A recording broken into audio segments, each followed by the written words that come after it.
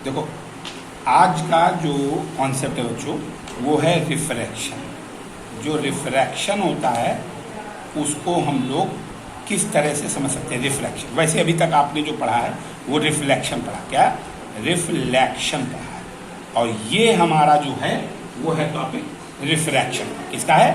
Refraction का topic है। Reflection में कोई भी सरफेस में अगर ये मिरर लगा हुआ है और मिरर पे अगर कोई भी रे इंसिडेंट आती है, ऐसी इंसिडेंट होती है, तो ये हमेशा रिफ्लेक्ट हो जाती है। और एक लाइन जो होती है वो परपेंडिकुलर, अगर हम प्लेन पे परपेंडिकुलर रखें, इसको हम लोग नॉर्मल नहीं बोलते। क्या बोलते हैं? नॉर्मल। नॉर्मल जहाँ से आती है वहीं से वापस हो जाती है। तो ये एंगल हमारा होता है एंगल ऑफ इंसिडेंट, और ये होता है एंगल ऑफ रिफ्लेक्शन। क्या होता है? एंगल ऑफ इंसिडेंट बराबर एंगल ऑफ रिफ्लेक्शन बराबर होते हैं हमेशा। ये पहले बता चुके थे। अब आज के टॉपिक में रिफ्रैक्शन। रिफ्रैक्शन किस में होता है? जनरली उन ऑब्जेक्ट या ओपैक मटेरियल में होता है जिसमें ट्रांसपेरेंसी हो। ट्रांसपेरेंसी का मतलब क्या होता है? जिनसे लाइट जा करके पास हो सके, तो उसमें रिफ्रैक्शन होता है। क्या होता है? रिफ्रैक्शन। ये जनरली मटेरियल क्या हो सकते हैं? जैसे वाटर ट्रांसपेरेंट होता है, जैसे ग्लास स्लैब वो ट्रांसपेरेंट होती है, जैसे एयर ट्रांसपेरेंट होती है। तो इसमें ये हमको रिफ्रैक्शन के फिनोमेनन मिलते हैं। इसका बेसिक समझने के लिए सबसे सिंपल सी बात है, पहले आप ये समझो कि अगर आपने कोई दो मीडियम ले लिए, एक मीडियम ले लिए, मीडियम फर्स्ट है और ये मीडियम सेकेंड। क्या मान लिया? सेकेंड। ऊपर वाला मीडियम फर्स्ट है, नीचे वाला मीडियम सेकेंड। हमने क्या किया, ये अगर आपने ऊपर वाले मीडियम को मान लिया एयर है, क्या मान लिया? एयर। और ये मीडियम मान लिया आपने ग्लास है, क्या मान लिया? ग्लास है। अब जरा इसमें चेक करो कि एयर और ग्लास में किसकी डेंसिटी ज़्यादा हो। डेंसिटी को अगर देखते हो तो एयर की डेंसिटी, एयर लाइटर होती है, इसके मॉलिक्यूल दूर दूर होते हैं, ये गैसियस फॉर्म में होती है, जबकि ग्लास सॉलिड फॉर्म में होती है और इसके मॉलिक्यूल एक दूसरे की तरफ क्लोज टुगेदर होते हैं। इसलिए जिनके मॉलिक्यूल आपस में क्लोज होंगे तो हाई डेंसिटी होगा, और जिसके मॉलिक्यूल दूर होंगे वो लो डेंसिटी होता है। ठीक है, तो ग्लास हाई डेंसिटी, यानी कि एयर जो है वो कहलाएगा रेयरर मीडियम, रेयरर मीडियम कहलाएगा, और ग्लास जो होगा वो डेंसर मीडियम होगा। कैसा होगा? Denser medium. यानी ये डेंसिटी किसकी हाई होगी? हम लिखे भी दे रहे हैं कि एयर की डेंसिटी जो होगी वो लेस होगी एज कंपेयर टू ग्लास की डेंसिटी। किससे? ग्लास की डेंसिटी से इसकी डेंसिटी कम होगी। तो हम जिसकी डेंसिटी ज़्यादा होती है उसको डेंसर मानते हैं, और जिसकी डेंसिटी कम होती है उसको हम रेयरर मीडियम मानते हैं। अब हमने क्या किया, अगर कोई एक लाइट रे आई एयर से, कहाँ से आई? एयर से आ रही है, एयर से लाइट रे आ रही है, इंसिडेंट रे है ये। और ये जब मीडियम, ये हमारा ग्लास है, कौन सा मीडियम है? ग्लास मीडियम मान लिया आपने, ये ग्लास मीडियम। तो आप पहले एक नॉर्मल लाइन खींचिए, normal perpendicular to the partition layer. Partition layer, ये पार्टीशन लेयर है, पार्टीशन लेयर। ऊपर वाली मीडियम रे एयर है, नीचे वाली डेंसर है। तो जब हमारी ये नॉर्मल रे आएगी, तो नॉर्मल रे में, जब हम नॉर्मल रे में आएंगे तो क्या होगा, इसको जाना चाहिए था सीधे, जाना चाहिए था स्ट्रेट, लेकिन अपने स्ट्रेट पाथ में नहीं आएगी। क्या होगी? ये एयर जो है, एयर से आने वाली रे डेंसर की तरफ, मतलब नॉर्मल की तरफ टूवर्ड नॉर्मल बेंड हो जाएगी। कहाँ हो जाएगी? बेंड हो गई। ये अब ऐसे आएगी। कैसे आएगी? ऐसे। यानी कि ये एंगल अगर इंसिडेंट था आई, तो ये आर यहाँ पर इंसिडेंट एंगल, ये हो जाएगा नॉर्मल लाइन, और ये रिफ्रैक्शन हो गई लाइट का। क्या हो गया?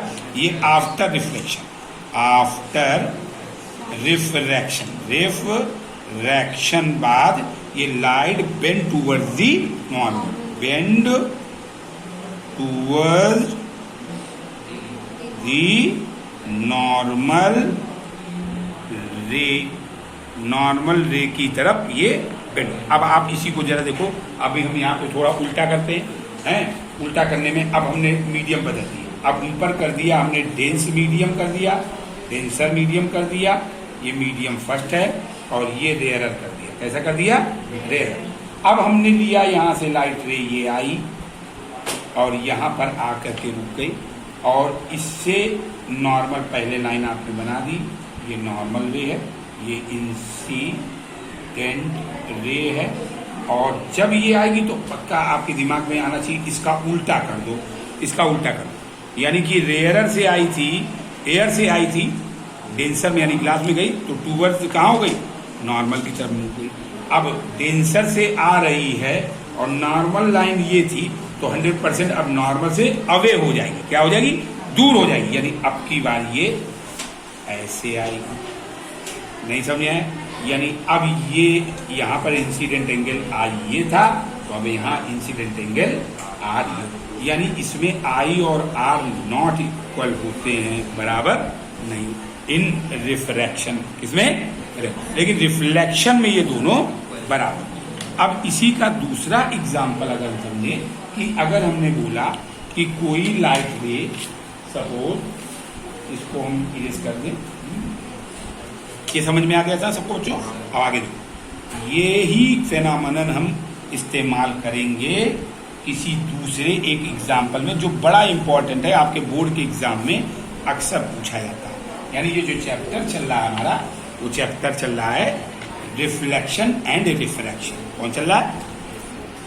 अब सेकेंड एग्जाम्पल हमने लिया, जैसे आपको बोला जाता है कि कोई भी अगर कॉइन किसी भी ग्लास वाटर टब में या कोई भी वाटर टब में रख दिया जाए, या कोई भी बकेट ले ली जाए वाटर की, उसमें आपने रख दी, जैसे आपने ये रख दिया, एक आपने टब ले लिया और इसमें आपने भर दिया है वाटर, क्या भर दिया है, वाटर आपने डाल दिया। अब आपने सपोज करो यहाँ पर एक कॉइन आपने रख दिया, ये आपका कॉइन क्या है, कॉइन, और ये पूरा ऊपर तक ड्रीम फुल कैपेसिटी तक भरा हुआ है वाटर स्लैब, वाटर टब, ठीक है ना। अब एक यहाँ पर अगर हमने सपोज करो इस जगह से आपसे बोला कि ये कॉइन आपको कहाँ दिखे, तो आप अगर सपोज करो इस जगह पर यहाँ बैठे हैं, आप यहाँ से इसको देख रहे हैं, क्या कर रहे हैं, ये आप यहाँ पर इसको देख रहे हैं, ये आपकी आई है, ये आपने ले लिया यहाँ पे। अब इसको आप देखना चाहते हैं, तो पहले होगा क्या, रूल जो है लाइट के रिफ्लेक्शन का वो ये है कि आपको ये कॉइन कब दिखेगा, ये आपको कॉइन तब दिखेगा जब कॉइन में लाइट पहले इंसिडेंट होगी और फिर आपके आंखों तक आएगी। तो सबसे सिंपल कॉन्सेप्ट ये कि आप यहाँ से कॉइन से एक रे लीजिए, ये गई एक रे यहाँ आई, ये दूसरी रे गई यहाँ आई। अब आप इसको देखो कि आप ये किधर बेंड होगी, जब देखो लाइट ये था वाटर, ये था आपका वाटर, और बाहर है एयर, क्या है बाहर, एयर, तो ये डेंसर मीडियम हो गया, ये डेंसर मीडियम हो गया, और ये आपका रेयरर मीडियम हो गया, ये रेयरर मीडियम हो गया, ये रेयरर मीडियम। क्या होगा, हमने अभी आपको कॉन्सेप्ट बताया था, डेंसर से आप पहले एक नॉर्मल लाइट यहाँ की लाइन यहाँ खींच लीजिए, एक नॉर्मल लाइन यहाँ की। अब जब चेक करिए, जैसे ही ये एयर में आएगी, तो मैंने क्या बोला था, फॉर हो जाएगी कि क्लोज हो जाएगी, ये जब डेंसर से रेयरर में आएगी तो फॉर हो जाएगी, क्या हो जाएगी, फॉर, यानी इसको चला जाना चाहिए था ऐसे, लेकिन ये थोड़ा दूर हट जाएगी और ये चली जाएगी ऐसे। तो ये आई जो है हमने थोड़ा दूर बना दिया, अभी बनाते हैं, और ये दूसरी वाली इसको जाना चाहिए था ऐसे, लेकिन ये चली जाएगी ऐसे, नहीं आया समझ में, ये बाहर चली, यानी अब ये बाहर गई अगर, तो अब हम इसी चीज को, ये है, ये आपकी आई है, ये आपकी आई है, यहाँ पर आप इसको देख रहे हैं, क्या कर रहे हैं, यहाँ से आपने इसको देखा। अब जब आप इसको देखा तो आपकी ये रे जो फार हो गई, इसको आप थोड़ा आगे बढ़ा दीजिए, ये आ गई यहाँ पर, और ये आ जाएगी सीधे, इसको बढ़ा दीजिए, ये आ जाएगी यहाँ पर, ये दोनों जहाँ मीट करेंगी आके, तो ये पॉइंट आएगा, यानी ये कॉइन आपको इतना उठा हुआ नजर आएगा, क्या होगा, जमीन से इतना ऊपर, यानी कि ये है पानी की रियल डेप्थ, रियल डेप्थ है, और ये है अपेरेंट डेप्थ, क्या है ये, अपेरेंट डेप्थ है, जो आभासी डेप्थ कहलाती है, यानी इतनी ऊंचाई ये ऊपर आ जाएगी, इसकी हाइट। और ये हुआ कौन सा फेनोमेनन, रिफ्रैक्शन की वजह से ऐसा हुआ कि ये कॉइन, बड़ा सिंपल है, कोई भी कठिन नहीं है। आप बड़े आसानी से, फिर से एक बार जरा देखना हम कितने आसानी से इस चीज़ को समझा रहे हैं। आपने ये बनाया ग्लास कप और आपने यहाँ पर एक छोटा सा कॉइन रख दिया और इसको भर दिया पानी से। एक रे ऑफ लाइट ये गई, आपने देखी, दूसरी रे ऑफ लाइट ये गई। डेफिनेटली ये नॉर्मल आपका खींचेगा, ये ऐसे ना जा कर के ये थोड़ी सी अवे हो जाएगी। ये नॉर्मल लाइन है, ये यहाँ पर नॉर्मल लाइन थी, ये नॉर्मल लाइन ये है। इसको जाना चाहिए था सीधे, लेकिन ये अवे होकर के ऐसे आ जाएगी। और यहाँ आप देख रहे हैं बैठ कर के, तो आपने जब इसको यहाँ से देखा तो इसकी लाइन को आप पीछे बढ़ा दीजिए। जहाँ पर ये दोनों लाइन मीट करेंगी कॉइन वहाँ पे आ जाएगा, यानी पानी से इतना हाइट ऊपर। जैसे अगर सपोज करो ये होती पूरी एच हाइट, रियल हाइट, और ये हाइट होती आपकी एच डैश, तो बीच वाली हाइट यहाँ तक क्या बचती, पूरे में से एच डैश आप घटा दो, तो ये हाली हाइट जो बचेगी आपकी H minus H dash. Clear हो गई बात। अब इसी तरीके का एग्जाम्पल आप किसी पेंसिल में ले सकते हैं, उसका भी।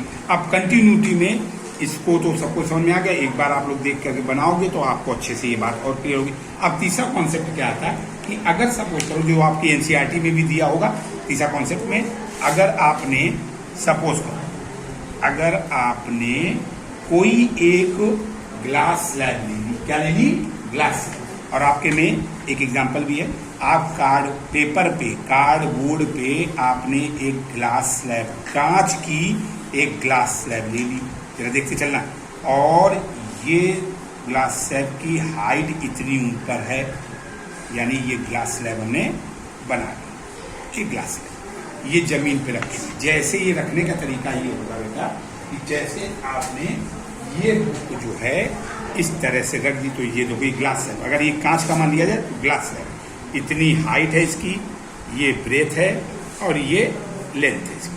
तो आपने ये जमीन, इसकी बॉटम हिस्सा हम दिखा दे रहे हैं, ये बॉटम जमीन पे, मतलब ये ऊंचाई है, जमीन पे इसका नीचे वाला पोर्शन रखा होगा। तो ऐसे आप ना रखो, नीचे वाला हिस्से का मतलब ये वाला पोर्शन जो दिख रहा है,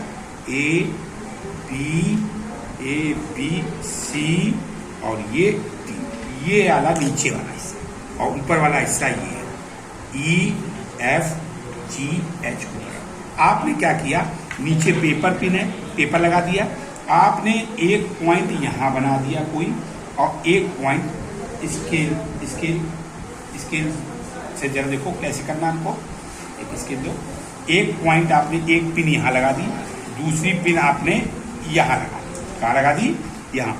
अब आपने क्या किया कि जब आप इसको इस तरह से, पहले आप इसको चौकोर एक पेपर पे खींच लेना, लाइनिंग ऐसे खींच लेना पेंसिल से, उसके बाद ये पिन जो आपने लगाई होगी पेपर पिन, वो जो कार्डबोर्ड में आपने अंदर इंसर्ट कर दी, उसको आप एक स्ट्रेट लाइन से खींच दो, एक स्ट्रेट लाइन से आपने खींच दी। अब आप इस तरफ आ गए, और इस तरफ आप ऐसे करके झुक करके देखो, इस साइड से देखो ये पिन कहाँ जा रही है। ये पिन जब आप देखोगे तो 100% ये पिन आपको नज़र कहाँ पे आएंगी, रूल के हिसाब से अगर हम चलते हैं तो रूल के हिसाब से जो एक्सपेरिमेंट है वो ये बता, अगर ये नॉर्मल लाइन होती, क्या होती, नॉर्मल लाइन ये होती हमारी, ये नॉर्मल लाइन होती, तो 100% नॉर्मल लाइन में ये चली जानी चाहिए थी सीधे, यानी आनी चाहिए थी ऐसे।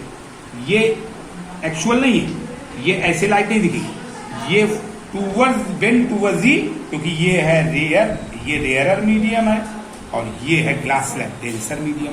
क्या है, डेंसर मीडियम। तो डेंसर मीडियम में जब आप आएंगे तो ये टूवर्ड्स दी नॉर्मल बेंड हो जाएगी, यानी इसको आना चाहिए था इस तरह से, ये बेंड होकर के ऐसे ऐसे, नहीं समझ में आया। अब इसके बाद जब आपने पिन को इधर से देखा होगा तो डेफिनेटली पिन आपको एक ही साइड में दिख रही है, यानी कि पिन की डायरेक्शन आपको मिलेगी। ये लाइन आने के बाद जरा चेक करना, आप जब इसको फिर से नॉर्मल लाइन ड्रॉ करते, क्योंकि अब क्या हो रहा, मीडियम फिर चेंज हो रहा है। मीडियम क्यों चेंज हो रहा है, जरा ये भी ध्यान दो। मीडियम चेंज होने के पीछे रीजन ये नॉर्मल है, ये नॉर्मल, क्योंकि ये डेंसर में लाइट आ गई। अब डेंसर से फिर से कहाँ आ रही है, फिर से एयर में आ रही है, यानी एयर में आ रही है, यानी रेयरर मीडियम में फिर से आ रही है। तो रेयर मीडियम में फिर से जब आएगी तो 100% इसको आना चाहिए था एकदम स्ट्रेट वे में, ऐसे आना चाहिए था, लेकिन ये ऐसे नहीं आएगी। अब फॉर हो जाएगी, क्या हो जाएगी? फॉर यानी अवे फ्रॉम दी नॉर्मल, यानी ये थोड़ा सा इस तरह से कुछ बेंड हो करके ऐसे आ जाएगी, ये ऐसे आ जाएगी। यानी अगर इन पिन को यहाँ पोजीशन देखें तो आपको इनकी पोजीशन ए और बी, अगर ये सी, ये एफ और जी पॉइंट होते पिन के, ये पिन के पॉइंट होते तो यहाँ आपको जो मिलता वो मिलता एक्स और वाई पॉइंट मिलते। अब आप जरा देखो ये इतना जो इसका हो गया डिफरेंस जो आया, जरा इसी लाइन को हम ऊपर से नीचे बढ़ाते तो क्या आता? जरा चेक करो, इसी लाइन को हम आगे और बढ़ाते तो क्या आपको दिख रहा है? ये आपको दिख रही है डॉटेड लाइन से बढ़ा के आप देख लो, देखो ये इसके पैरेलल आ गई ना। जो एक्चुअल लाइन थी वो बाहर वाली यानी एयर से आई थी और एयर में निकल आई वापस, ये दोनों पैरेलल हो गई ना। यानी ये जो होता है ये इन दोनों के बीच का डिस्प्लेसमेंट कहलाता है। क्या कहलाता है? डिस्प्लेसमेंट कहलाता है। और ये आपका जो एग्जांपल है, ग्लास स्लैब को अगर हम किसी भी पेपर पिन के उस तरफ लगा करके देखें और इधर देखें तो लाइट पता लगती है कि इतना इसमें रिफ्रैक्शन हो जाता है, और डेफिनेटली ये refraction due to the speed of light की वजह से हो जाता है। इसकी वजह से हो जाता है। और जब हम इसी चीज को आगे बढ़ा देते हैं तो ये आ जाता है रिफ्रैक्टिव इंडेक्स पे फॉर्म में नया कॉन्सेप्ट आया, इसको रिफ्रैक्टिव इंडेक्स। अब रिफ्रैक्टिव इंडेक्स कैसे बोलते हैं? रिफ्रैक्टिव इंडेक्स के लिए सीधा एक कॉन्सेप्ट होता है कि हमको कहा एयर से लाइट किसमें जा रही है? Glass slab. कहां जा रही?